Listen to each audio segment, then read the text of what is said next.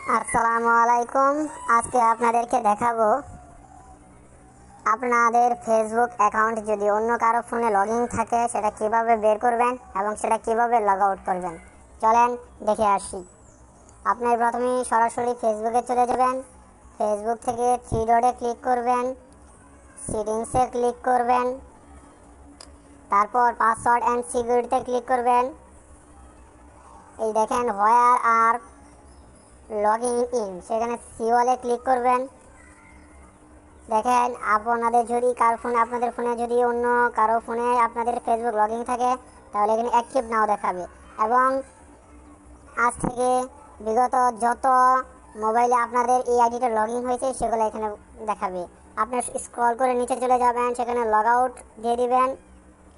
Log out দেওয়ার পর আপনি আবার লগ আউট ক্লিক করবেন।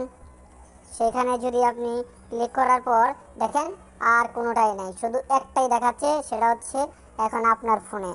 এভাবে যদি আপনারা সেটিংসে চলে যান, সেটা করেন, অবশ্যই আপনাদের আইডিটা অন্য কারো ফোনে থাকবে না।